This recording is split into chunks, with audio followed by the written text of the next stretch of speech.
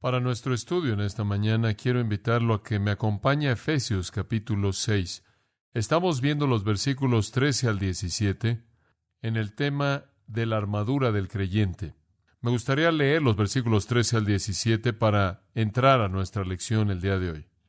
Por tanto, tomad toda la armadura de Dios para que podáis resistir en el día malo y habiendo acabado todo, estar firmes.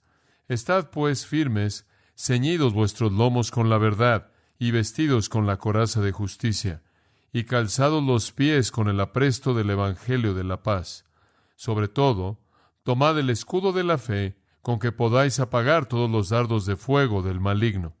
Y tomad el yelmo de la salvación, y la espada del Espíritu, que es la palabra de Dios.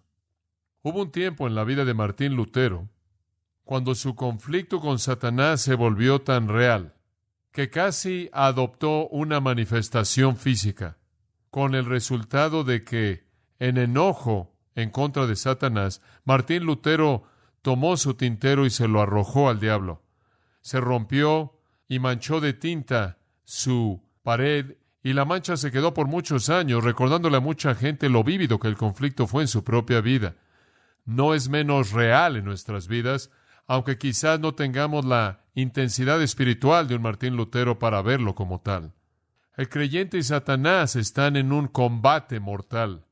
Versículo 12 de Efesios 6 dice que tenemos lucha, y el verbo es un término describiendo un combate mano a mano de vida o muerte.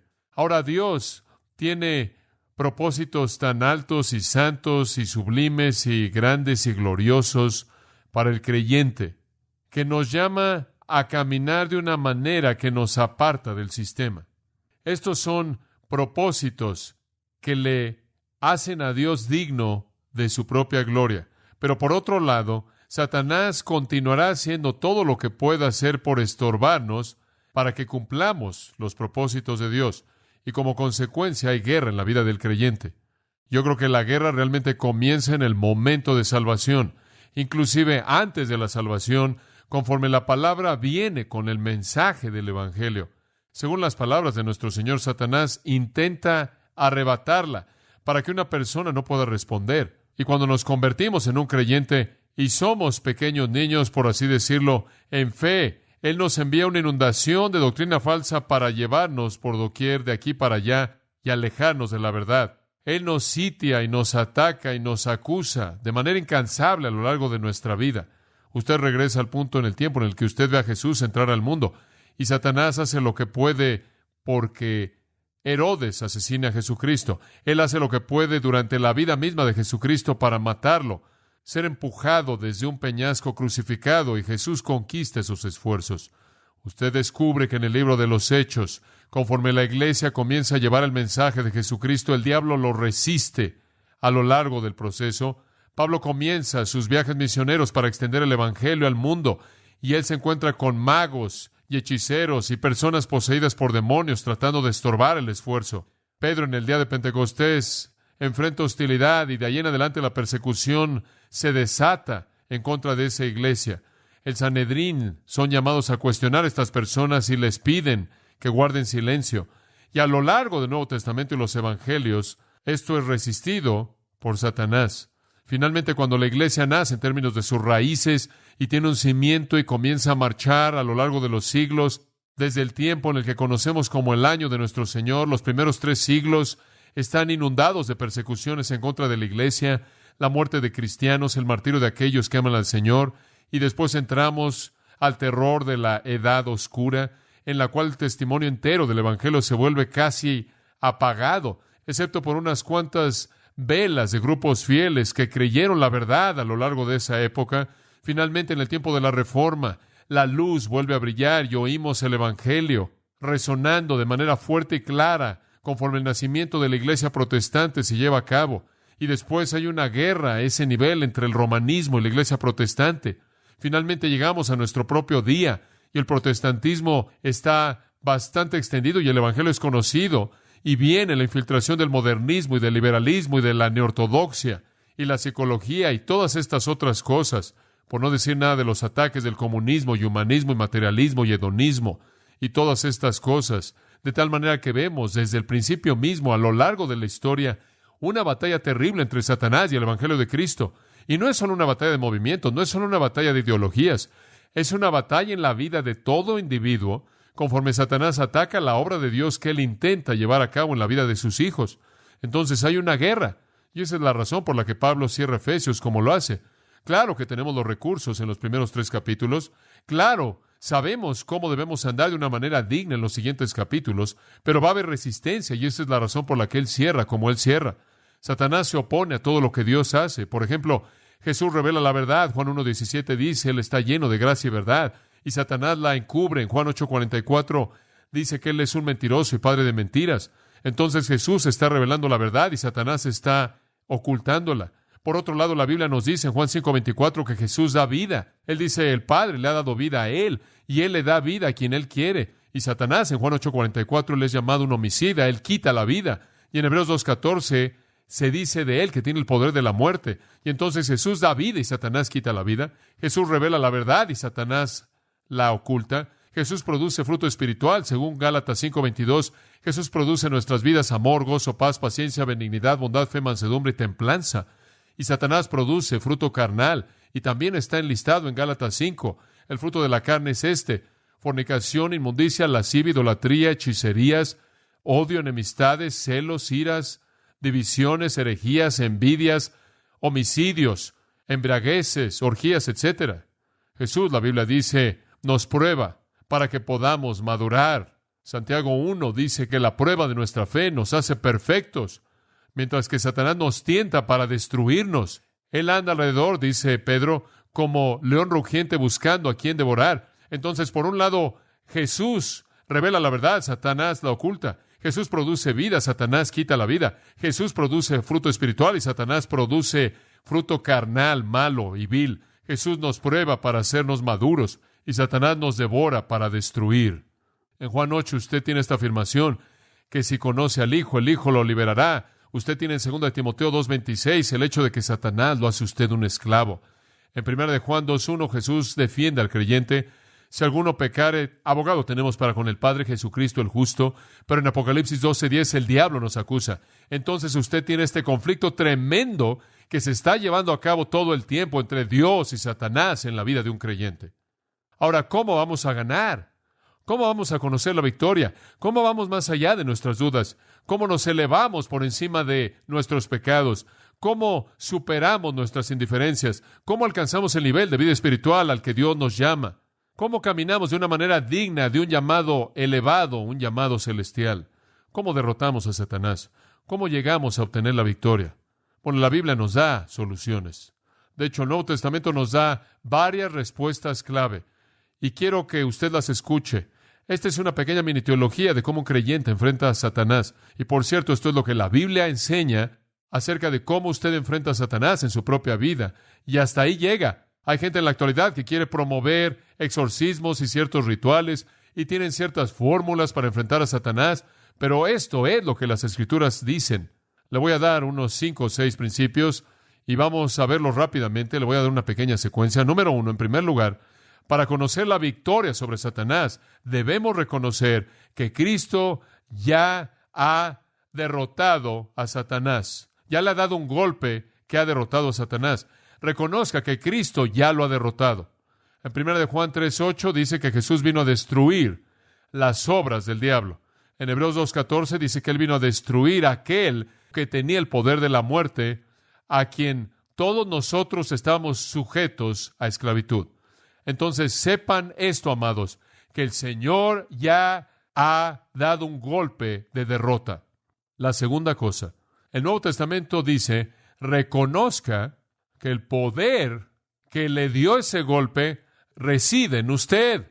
El poder que derrotó a Satanás está morando en usted. En 1 de Juan 4, dice en el versículo 4, mayor es el que está en vosotros que el que está en el mundo. Cuando un creyente es salvo, él recibe el Espíritu de Dios. Implantado en él está el poder que derrotó a Satanás. El recurso, la reserva está ahí. Tercera cosa. 1 de Pedro 5, versículos 8 y 9, dicen esto.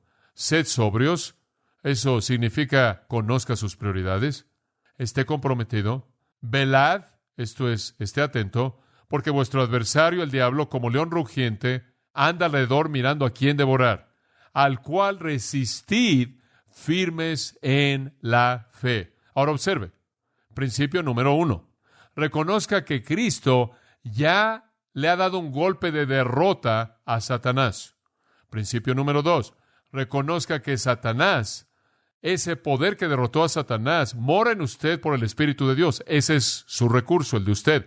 Número 3. Resista a Satanás. Resístalo. Y puede hacerlo porque usted tiene ese poder disponible. Ahora dice usted, bueno, John, ¿cómo es que lo resistes? Como Pedro dice. Bueno, veamos Efesios 4:27. Eso nos va a dar otro concepto. Efesios 4:27 nos dice cómo resistimos a Satanás, expresando su poder en nuestras vidas. Efesios 4:27 simplemente dice esto: ni dad lugar al diablo. Simplemente usted nunca le dé a él un lugar. Es bastante simple, no le dé lugar. Ahora, la implicación del versículo es que si usted tiene un lugar es porque usted se lo dio, ¿verdad? De tal manera que su voluntad es la clave. Ahora, regresemos de nuevo. Comience al reconocer que el golpe mortal ya ha sido dado. Después pasa, en segundo lugar, al hecho de que el poder que dio ese golpe mortal reside en usted. Esté alerta, entonces, en resistir sus esfuerzos. ¿Qué significa eso? No le dé lugar alguno a Satanás en su vida. Dice usted, muy bien, ¿cómo evito hacer eso? ¿Cómo es que evito darle lugar a él? ¿Cómo es que me mantengo, como dice 2 Corintios 2:11, cómo es que me guardo de darle ocasión a él una ventaja? La respuesta es esta, 2 Corintios 2:11. No seáis ignorantes de sus estrategias. Muy bien, ¿quiere usted no darle un lugar? Entonces esté consciente del punto del que va a atacar. Cierre la ventana. Póngale la llave a la puerta. Asegúrese de que no es ignorante usted de sus estrategias. Dice usted, bueno, ¿cuáles son sus estrategias? Primero de Juan dice porque todo, eso es correcto, la palabra todo, porque todo lo que está en el mundo, los deseos de la carne, los deseos de los ojos y la vanagloria de la vida, no viene del Padre, sino del mundo. ¿Cómo es que Satanás lo ataca a usted? Los deseos de los ojos, los deseos de la carne y la vanagloria de la vida. Esa es su estrategia. Entonces, si usted no es ignorante ahí, usted cierra la puerta a los ojos, usted cierra la puerta a los deseos de la carne, usted cierra la puerta a los deseos de los ojos, usted cierra la puerta a la vanagloria de la vida, usted no le va a dar lugar a Satanás, y si no le da lugar a Satanás, usted va a resistir que él entre a su vida. Aquí hay otro pensamiento. Si usted no le va a dar lugar al diablo, eso significa que tiene que estar consciente de sus estrategias. No puede ser ignorante. Y en segundo lugar, cuando lo vea venir, huya. 2 Timoteo 2:22 dice, huye de las pasiones juveniles, huye de la tentación y sigue la justicia, dice. Ahora, esta es una fórmula bastante simple. Permítame volverlo a decir para que lo entienda. Reconozca el golpe mortal que ya se le ha dado por el poder de Cristo. Reconozca que el poder reside en su vida. Por lo tanto, resista al diablo, lo cual significa no le dé lugar en su vida a él. Usted hace eso, número 1, al no ser ignorante de sus estrategias, y 2, cuando vienen al huir de ellas. Dice usted, bueno, John, ¿cómo es que te orientas para hacer esto? Ese es 2 Corintios 10:3. 2 Corintios 10:3. Porque aunque andamos en la carne, no luchamos según la carne. Lo que Pablo está diciendo es que somos seres humanos, pero nuestra batalla no es una batalla humana. Somos criaturas físicas, pero nuestra batalla no es una batalla física. Versículo 4 de 2 Corintios 10. Porque las armas de nuestra milicia no son carnales. No estamos peleando una batalla humana. Los hombres realmente no son el enemigo. La batalla realmente no es a nivel humano, a nivel carnal. Nuestras armas no son simplemente carnales, sino que son poderosas en Dios. En otras palabras, tenemos una batalla espiritual que demanda armas espirituales. Ahora, ¿cómo vamos a usar estas armas? ¿Cómo vamos a saber que podemos estar conscientes de sus estrategias, que podemos huir de sus tentaciones y que podemos resistir sus ataques? ¿Y cómo podemos estar seguros de que no le vamos a dar lugar en nuestras vidas? ¿Cómo vamos a apropiarnos del poder? Al final del versículo 5 simplemente dice, llevando cautivo todo pensamiento a la obediencia de Cristo. Ahora escuche, esa es la nota final en nuestra pequeña teología breve. Para que podamos saber que Cristo le ha dado un golpe mortal a Satanás, para que podamos saber que ese mismo poder reside en nosotros, para que podamos resistir a Satanás, no darle lugar a su entrada, no ser ignorantes de sus estrategias, huir sus tentaciones, debemos llevar todo pensamiento cautivo a la obediencia de Cristo. En otras palabras, nuestra mente debe estar controlada por la palabra de Dios mediante el poder del Espíritu de Dios. No hay atajos, amados, para la vida cristiana eficaz, victoriosa. Si usted va a vivir una vida cristiana victoriosa, significa que debe tener una mente entregada a la palabra de Dios para que sus pensamientos y sus sentimientos estén controlados por esa misma verdad. Ahora esa es la fórmula del Nuevo Testamento en un marco teológico simplemente tomado de varios pasajes. Pero permítame dar un paso más hacia adelante. Todo eso está resumido de manera hermosa y maravillosa en un pasaje. Está enfrente de usted y es Efesios capítulo 6, versículos 13 al 17. Todos esos principios que le acabo de dar, de una u otra manera, están latentes en este pasaje. Todos están aquí, todos están disponibles y están presentados de manera hermosa en esta obra maestra de cómo un creyente gana la guerra contra las fuerzas del infierno. Y recuerden, amados, hay una guerra real y hay una victoria real disponible a nivel diario. Ahora, ¿qué armadura ya hemos examinado? Observe el versículo 14. En primer lugar, dijimos que conforme Pablo ve al cristiano y su guerra con Satanás, él ve en su mente a un soldado romano que está listo para la batalla. Y todo lo que hace un soldado romano para prepararse a sí mismo sugiere en la mente de Pablo imágenes que pueden ser traducidas en la batalla del cristiano con Satanás. Y comienza entonces a hacer la comparación. Y así como un soldado romano usa un cinto en el cual él mete toda la túnica que está suelta, y realmente lo que está haciendo en ese punto es hacer un compromiso con la batalla, con pelear. Es su preparación, es estar listo, es expectativa, es sinceridad, es un compromiso con la batalla de lo que está hablando. Pablo ve eso en el cinto de la verdad. Habiendo ceñido vuestros lomos con la verdad, versículo 14 dice, y para un creyente debe haber un compromiso con la verdad. Debe haber un compromiso con pelear la batalla, vivir la vida, hacer la dedicación necesaria y consagración para ganar la batalla. Y entonces comenzamos nuestro estudio con una mirada al nivel de compromiso demandado, requerido para ganar. En segundo lugar, y en nuestro último estudio, vimos la siguiente parte de la armadura en el versículo 14 también. Y habiéndose puesto la coraza de la justicia. Y explicamos que un soldado romano se colocaba una coraza en el pecho para cubrir sus áreas vitales. Y no quería que lo golpearan ahí porque era fatal. Y habían dos áreas que él estaba protegiendo: el área del corazón y el resto, conocido como las entrañas en la terminología hebrea. Y los hebreos veían el corazón como indicativo de la mente primordialmente y las entrañas indicativo de los sentimientos. Y entonces el creyente protege su mente y sentimientos, porque esas son las áreas donde Satanás tienta. Él tienta su pensamiento y su sentimiento. Él quiere extraer el pecado de usted, inducir el pecado en usted mediante pensamientos malos y sentimientos malos. Y entonces debemos proteger esas áreas, y las Escrituras dicen que protegemos esas áreas con la coraza de la justicia. Y conforme vivimos una vida santa, conforme vivimos un tipo de vida justa, consagrada, apartada, entonces protegemos nuestras áreas vitales del ataque terrible, horrendo de Satanás. Y lo resumimos la última vez diciendo que diariamente necesitamos vivir de manera santa, diariamente para ser justos. Diariamente necesitamos vivir una vida en donde si hay pecado en nuestras vidas, confesamos, nos arrepentimos y lo dejamos. Está el mandato del Nuevo Testamento en 1 de Pedro 1:16. Oímos el clamor: sed santos porque yo soy santo, dice Dios. En 2 de Corintios 7:1 Pablo dice: limpiándonos de toda inmundicia de la carne y perfeccionando la santidad en el temor de Dios. En Colosenses capítulo 3 oímos a Pablo decir: haced morir las obras del cuerpo. Y después él enlista todas las cosas malas. Y en 1 Tesalonicenses 5 habla de eliminar toda forma de maldad en nuestras vidas. Pero quizás el pasaje más claro y simple de todos para ilustrar la coraza es Romanos 13:11. Ahí en el versículo 14 Pablo dice esto: conociendo el tiempo, que es el tiempo de despertarnos del sueño, porque ahora nuestra salvación está más cerca que cuando creímos. En otras palabras, nos estamos acercando a la venida de Cristo. La noche está avanzada y se acerca el día. Esto es el amanecer del gran día del Señor. Desechemos, pues, las obras de las tinieblas y vistámonos la armadura de la luz. Eso es exactamente lo que él está diciendo en Efesios. Desháganse de la oscuridad y vístanse de la armadura de la luz. Y luz significa santidad, pureza, y la oscuridad significa maldad. Entonces, despojándonos, quitándonos las obras de las tinieblas, vistámonos de la armadura de la luz. Esa es la coraza. Después él dice: andemos honestamente. Ese es el cinto del compromiso, ese es el cinto de la verdad, sin hipocresía, comprometidos con ganar, como de día, dispuestos a ser expuestos, porque somos justos e íntegros conforme peleamos por el Señor.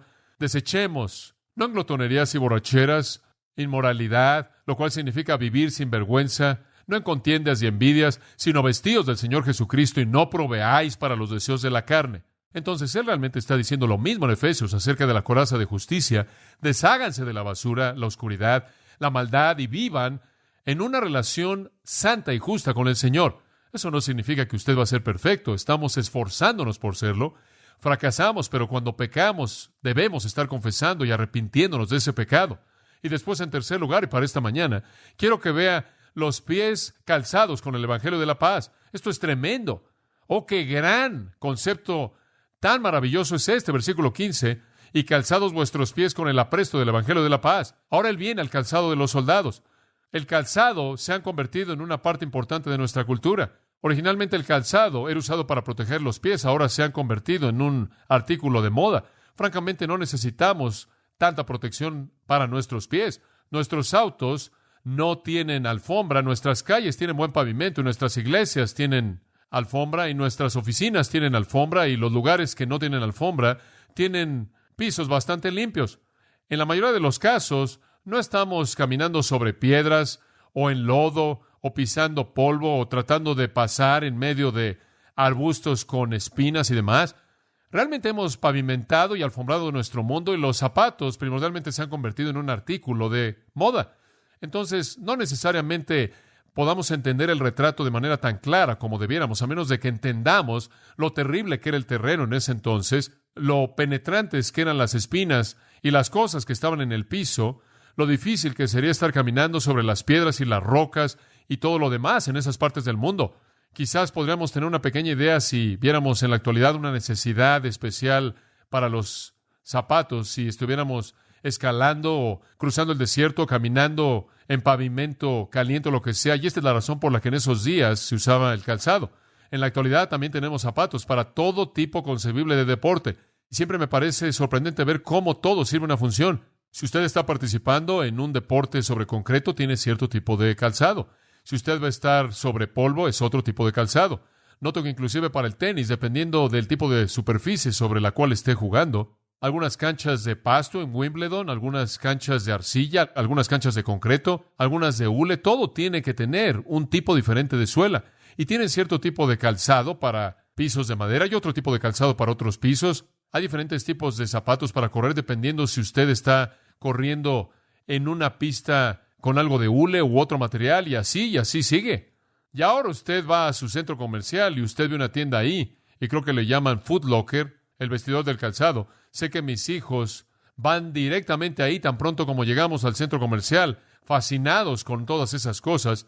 Tienen todos los zapatos para todas las razones. Le dije que estuve en el vestidor de Jerry Terrell la otra noche y vi su vestidor, y habían 8 diferentes pares de tenis de béisbol ahí. Y yo le dije, ¿tienes muchos de estos? Dijo, sí, todo equipo tiene uno para cada superficie diferente. Toda superficie demanda un calzado diferente.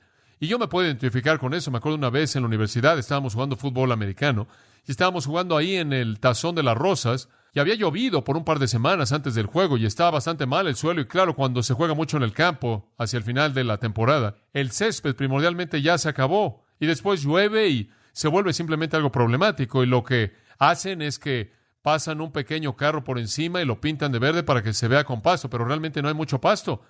Y se veía bastante bien para nosotros, realmente no sabíamos cómo sería. Tenía 2 pares de calzado en fútbol americano, uno que tenía tacos largos para un mal terreno y el otro con los cortos, y pensé que estaría bien con los cortos. Los largos eran algo pesados, no me gustó eso, y entonces tomé los pequeños, los cortos, y fueron los equivocados. Tenía el calzado impropio, no era apropiado, realmente no lo descubrí hasta que dieron la patada de inicio y estaba allá atrás en la yarda 4 para recibir el balón y regresarlo, y llegó el balón del aire y conforme lo recibí, di unos 2 pasos y terminé aterrizando en mi hemisferio del sur, enfrente del mundo entero, y estaba ahí sentado con el balón gentilmente cuidado por mis piernas, mientras que 21 personas se me quedaron viendo, ninguno de los cuales ni siquiera me tocó. me caí totalmente solo. Me senté ahí en la yarda número 6, mientras que todos comenzamos como un equipo desde la profundidad de nuestro propio territorio. Y me di cuenta, ¿sabes una cosa? Debería haberme puesto los otros zapatos. Inclusive traté de ir a la banca para que alguien que no estaba jugando con tanta frecuencia como yo quisiera cambiar conmigo, pero nadie quiso cambiar y entonces me resbalé por todo el campo. Tenemos razones para las cosas que tenemos. Los zapatos proveen cierta función y esto es especialmente verdad en la guerra. Si es importante en el deporte, se puede imaginar cuánto más importante sería si usted estuviera peleando por su vida. Y un soldado romano no se metía en una batalla con un calzado simple de piel, con una suela lisa. Se estaría resbalando y cayendo por todos lados. Él podría estar tratando de subir por una roca para pelear contra un hombre y él se resbalaría ahí por las rocas. Y entonces tenían que tener un calzado especial y era muy importante porque en la batalla esto podría salvarle la vida, posiblemente.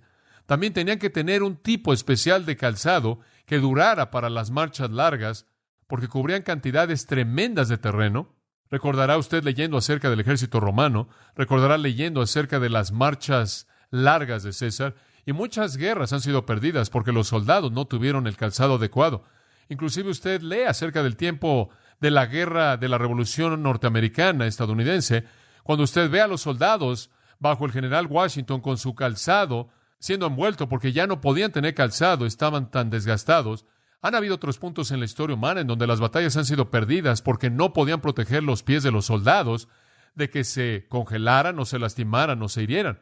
También en el tiempo de las guerras romanas había una costumbre común. En la actualidad tenemos campos de minas para atrapar a los ejércitos que se acercan. En esos días, sabiendo que un ejército venía detrás de cierto ejército, ellos colocaban en el suelo palos que estaban afilados a un punto de ser una navaja, enfrentando ese ejército, esperando perforar los pies de los soldados que iban avanzando. Y entonces, para protegerse a sí mismos, los soldados romanos usaban una bota que tenía una suela pesada que no podía ser perforada, porque si sus pies eran perforados no podían caminar, y eso podía debilitar al soldado entero. Y usted sabe, él podía ser quizás el mejor soldado que había, él podía tener la fuerza más grande y todo eso, pero si sus pies estaban lastimados, la planta de sus pies, él estaba aniquilado.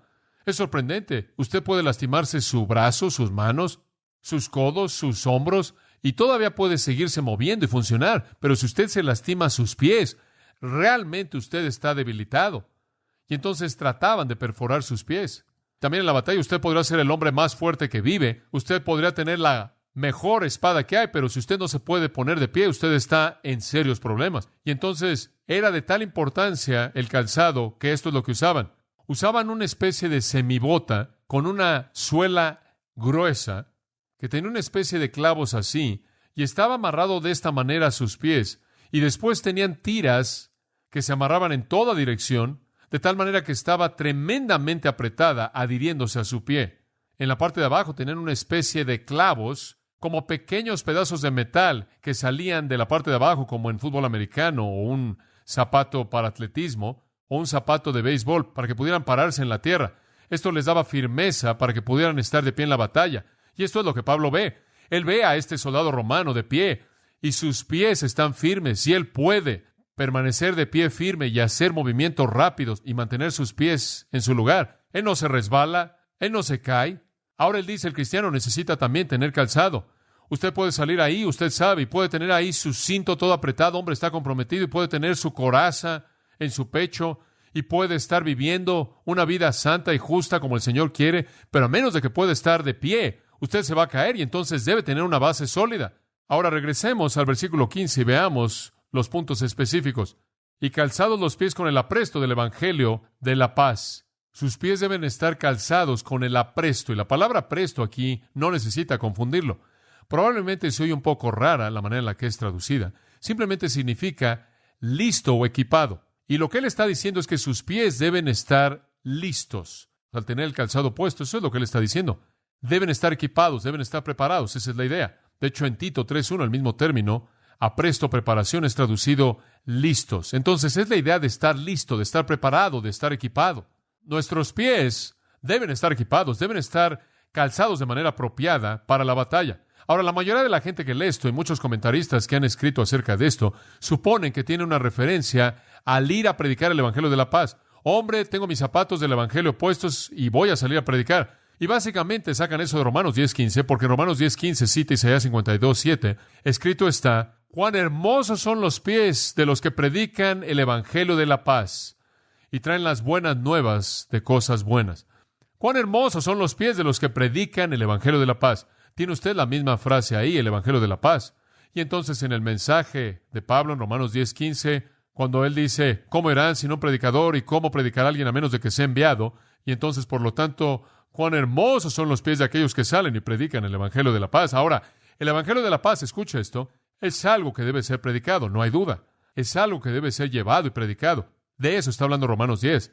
No es de lo que Efesios 6 está hablando. Efesios 6 no tiene nada que ver con predicar, no tiene nada que ver con salir a ningún lugar. ¿Cuál es la primera palabra en el versículo 14? ¿Cuál es? Estad, pues, firmes. Esa es la primera frase. Esto no es salir, es estar de pie, de lo que está hablando el apóstol. Y el punto aquí no es evangelizar a los perdidos. El punto aquí no es predicar el evangelio. El punto aquí es pelear contra el diablo. Esto no es evangelismo a un incrédulo. Esto es conflicto para el cristiano. Él no está hablando de ir a ningún lugar y predicar. Él está hablando de estar de pie en donde está y pelear contra el diablo. La idea es mejor expresada en las palabras de 1 Corintios 16:13. Estad firmes en la fe. Estad firmes en la fe. Versículo 11. Para que podáis estar firmes. Ese es el punto. Versículo 13. Para que podáis resistir y habiendo todo, estad firmes. Todo tiene que ver con estar firme, estar de pie, no ir, salir, moverse. Entonces, esa no es la interpretación apropiada. Claro que el Evangelio de la paz puede ser predicado. Debe ser predicado. Y son hermosos los pies de aquellos que salen y lo predican. Pero ese no es el punto aquí. Esto no es evangelismo. Este es el creyente en conflicto con Satanás. Y él está diciendo, debido a que nuestros pies tienen puestos o están calzados con las buenas nuevas de la paz, estamos de pie, no nos deslizamos, no nos resbalamos, no nos caemos cuando estamos bajo ataque. Ahora veamos la frase, el Evangelio de la paz. Bueno, ¿qué es eso? ¿Qué es? Bueno, el Evangelio significa ¿qué? Buenas noticias. ¿Y paz significa qué? Paz. Son las buenas noticias de paz. ¿Y cuáles son las buenas noticias de paz? Romanos capítulo 5. Pase ahí porque es un pasaje muy importante. Romanos capítulo 5. Estas son las buenas noticias de la paz. Quiero que observe el versículo 6. Romanos 5, 6. Ahora, aquí está el retrato básico del hombre. Porque cuando éramos débiles, muy bien, el hombre es débil. Él es débil. Versículo 7. Porque apenas uno moriría por un hombre justo, lo cual significa que por un hombre injusto nadie jamás moriría. Entonces la implicación está en el versículo 6, somos débiles. En el versículo 7, somos injustos. En el versículo 8, porque siendo aún pecadores, Cristo murió por nosotros, entonces somos pecadores. Versículo 9, mucho más entonces, siendo justificados por su sangre, seremos salvos de la ira. Eso indica que éramos no justificados, no salvos y los objetos de la ira de Dios. Ahora, allá hay una definición del hombre. Versículo 6, débil. Versículo 7, injusto. Versículo 8, pecaminoso. Versículo 9, no justificado, no salvo y un objeto de ira. Resumiéndolo todo, ese tipo de hombre, versículo 10, sí, cuando éramos enemigos. Ese es el resumen. Usted toma un hombre quien es débil, injusto, pecaminoso, no salvo. ¿Y qué es lo que usted tiene? Un enemigo de Dios, quien es el objeto del juicio de Dios. El Dios y el hombre, escuche esto, están en dos lados diferentes. Nunca permita que alguien lo convenza de que Dios es el Padre de todo mundo, que Dios ama y tolera a todo mundo y que todo mundo está en la familia de Dios. Leímos al principio de nuestro servicio Nahum capítulo 1 que dice, Dios no va a absolver al impío, Dios es un Dios de venganza y un Dios de justicia, y si un hombre y una mujer son enemigos de Dios, van a sentir el juicio de Dios. ¿Pero qué hizo Dios para cambiar esto? Versículo 6 de nuevo, cuando éramos débiles, a su debido tiempo Cristo murió. Versículo 7, éramos injustos, y apenas por un hombre justo alguien moriría. Quizás por un hombre bueno alguien se atrevería a morir. Mas Dios muestra su amor para con nosotros en que siendo pecadores, Cristo murió por nosotros. Dios dice, son enemigos, pero voy a tratar de remediar esto en la muerte de Cristo. Y somos entonces justificados, versículo 9, por su sangre, somos salvos de la ira mediante Él. Cuando éramos enemigos, fuimos reconciliados con Dios por la muerte de su Hijo. ¿Lo ve? Ahora, entonces escúcheme. ¿Qué es el Evangelio? El Evangelio es que el hombre estaba en guerra con Dios, pero Cristo hizo la paz, ¿verdad? Cristo hizo la paz. Ese es el Evangelio de la paz. Ahora regresa al versículo 1 del capítulo 5 de Romanos. Por tanto, habiendo sido justificados por la fe debido a lo que Cristo ha hecho, tenemos paz para con Dios por medio de nuestro Señor Jesucristo. Ese es el Evangelio. El Evangelio es que el hombre y Dios estaban en guerra y Dios estaba en el lado contrario contra el hombre, como Jesús dijo, si no estás conmigo, ¿estás qué? ¿Contra mí? En el libro de Apocalipsis el Señor dice, vendré contra ti, pelearé contra ti con la espada de mi boca. Entonces el hombre es un enemigo de Dios, sin embargo Cristo viene y hace de la paz una realidad. Esas son las buenas noticias. Las buenas noticias es que usted está en paz con Dios. Dios y usted ya no están en lados opuestos. Ustedes están en el mismo lado, ¿verdad? Dios está de mi lado. Ese es el Evangelio de la paz. Hemos sido reconciliados. 2 Corintios 5:19 dice que Él nos ha reconciliado. Colosenses, pasaje tremendo. Capítulo 1, versículo 20. Y habiendo hecho la paz por medio de la sangre de su cruz, por Él para reconciliar todas las cosas consigo mismo, y a vosotros, que antes estaban separados y eran enemigos en su mente mediante obras impías, ahora Él os ha reconciliado. ¿Se da cuenta? El Evangelio es que somos uno con Dios. Él está de nuestro lado. Ahora, ¿sabe lo que eso significa? Eso significa que un cristiano que está firme dice, mira, Satanás, vienes en contra de mí con todo lo que quieras. Yo tengo calzados, zapatos que me anclan al suelo inamovible porque Dios está de mi lado. ¿Se da cuenta? Eso es lo que nos ayuda a estar firmes. Si yo tuviera que estar firme ahí y pelear contra los ejércitos del infierno por mí mismo, en mi propia fortaleza, perdería. Ilustración, Pedro en el huerto, Juan 18.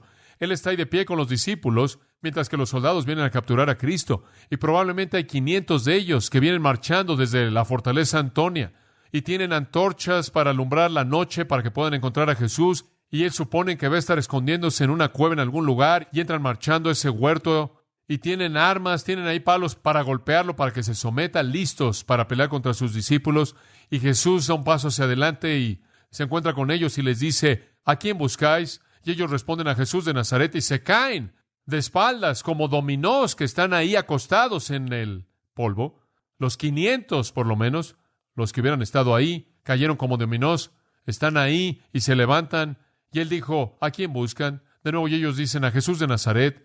Se habían caído en el suelo. Pedro está pensando, sin duda alguna, consigo mismo, hombre, qué poder, simplemente es un hombre, y el ejército romano entero se colapsa. Y a él se le ocurre una idea. Si es así de poderoso, no hay sentido alguno en el que seamos capturados, ¿verdad? Entonces la Biblia dice que él tomó su espada y él le corta la oreja al siervo del sumo sacerdote. Él no está tratando de quitarle la oreja a Malco. Estoy convencido que él iba por su cabeza y Malco se agachó. Sé eso es todo. Malco tuvo una buena reacción. No habría servido de nada cortarle una oreja, pero eso no fue la historia entera. La historia es que él va a pelear contra el ejército romano entero. Dice usted, bueno, ¿de dónde obtiene él ese tipo de fortaleza? ¿Qué le dio esa confianza? Él acababa de ver al ejército entero cayendo en el suelo simplemente al oír el nombre de Jesús y él está pensando, hombre, si yo me voy a meter en problemas, solo voy a decir, atácalos, Jesús, y se van a caer. Hay un sentido en él de invencibilidad, como puede ver. Él tiene un sentido de que nada jamás lo puede derrotar, porque él ha visto el poder ya desplegado. Y él toma la espada y él comienza a defender al Señor.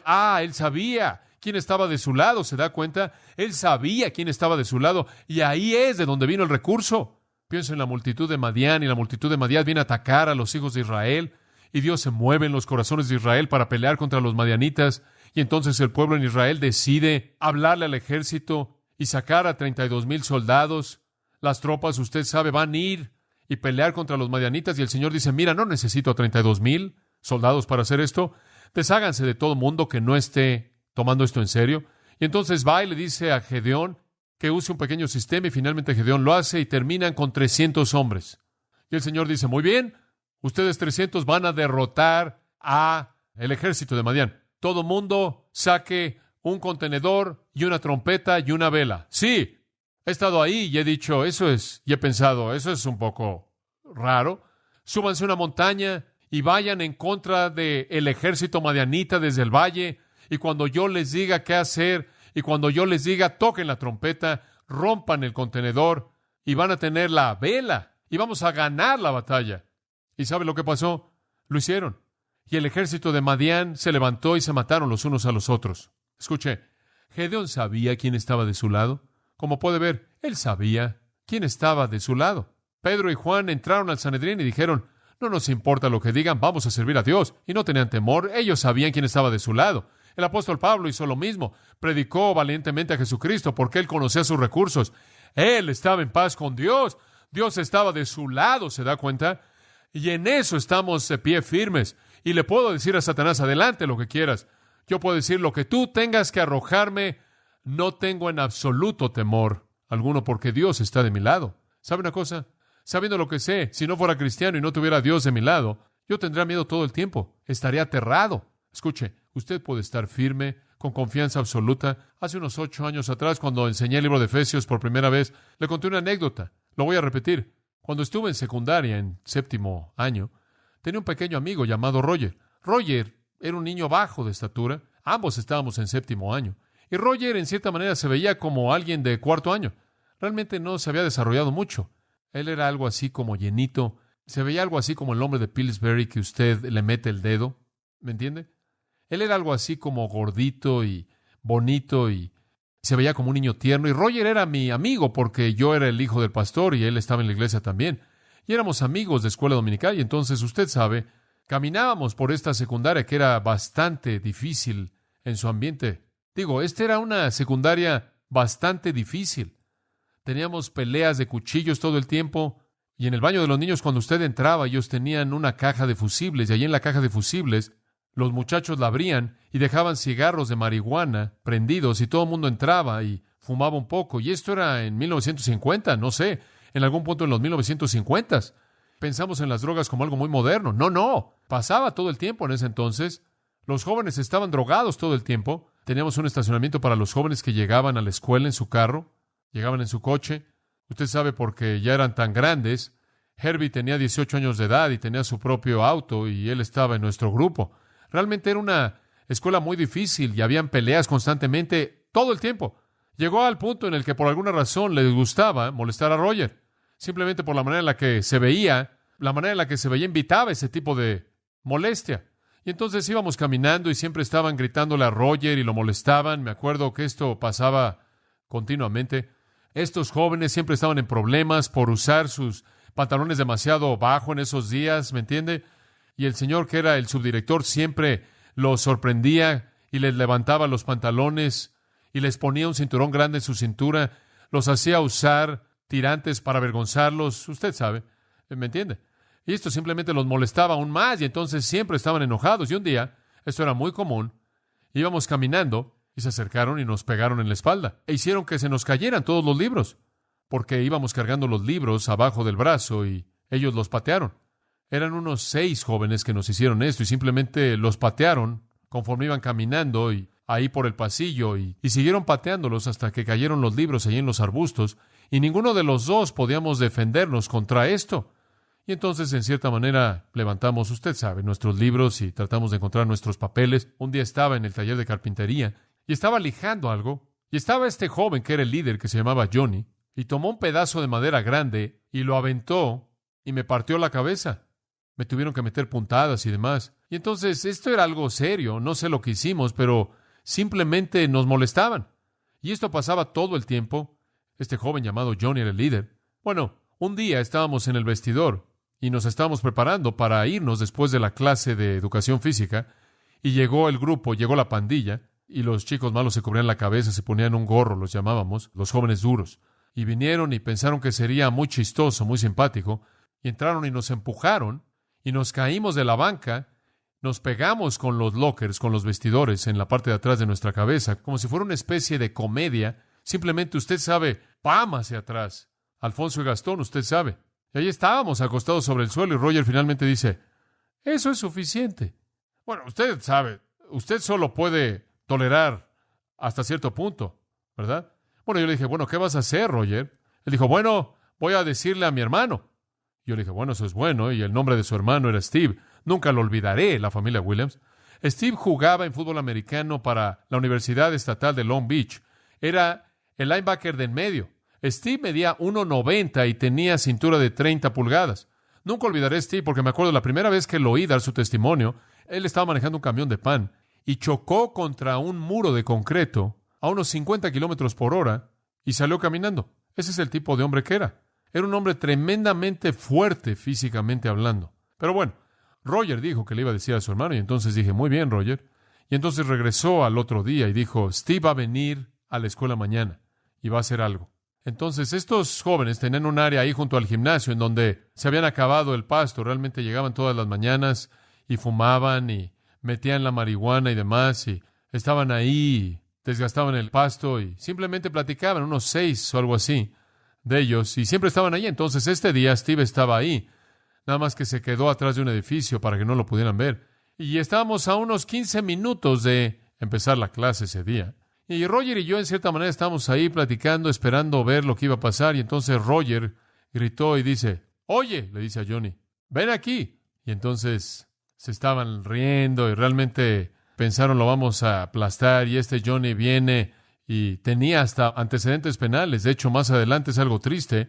Más adelante terminó siendo matado en algún tipo de robo o algo así. Pero bueno, él llegó aquí aparentando ser muy fuerte y se estaba riendo y burlándose de Roger. En ese punto Steve salió de atrás del edificio y se acerca a Roger y le dice, ¿cuál? Y Roger dice, ¿ese? Y en ese punto Steve se acercó a este joven. Nunca lo olvidaré. Esto es exactamente lo que pasó. Simplemente levantó al joven de la playera. Lo levantó. De un puñetazo le tiró 4 dientes. Simplemente aplastó su nariz, sus 2 dientes de adelante y no sé los demás. Y después lo levantó y claro, el joven estaba inconsciente. Lo levantó y había una reja enfrente de la pared del gimnasio y lo aventó por arriba de la reja en contra de la pared y terminó atrás del arbusto. Y después le dijo al resto de sus amigos, no vuelvan jamás a volverse a meter con Roger. Y se fue. ¿Quieres saber lo que pasó en nuestra secundaria? Roger dominaba. No había duda. Roger estaba a cargo de la secundaria de Downey del Norte. ¿Sabe por qué? Porque Roger tenía recursos. ¿Sabe una cosa? Es tremendo saber que Jesucristo dijo, no me avergüenzo de llamarles hermanos míos. No me avergüenzo de llamarles mis hermanos. Es algo grandioso saber que Él está de nuestro lado. Amén. Y cuando Satanás viene a atacar y nuestros pies están firmemente plantados en el piso sólido del Evangelio de la Paz, que dice, las buenas noticias es que no soy un enemigo. No estoy del otro lado. Dios está de mi lado debido a Jesucristo. Y entonces, sin importar lo que Satanás traiga, puedo, como el versículo 10 dice, fortalecerme en el Señor y en el poder de su fuerza. Y esa es la confianza de que sus pies tengan puestos el apresto del Evangelio de la Paz. Escuche, la victoria está disponible en su vida como cristiano. Simplemente responda a estas 3 preguntas conforme cierro. Número 1, ¿realmente quiero ganar? ¿Realmente quiero ganar? ¿Tengo puesto el cinto del compromiso? Pregunta número 2, ¿busco vivir una vida santa? ¿Tengo puesto una coraza en el pecho de la justicia?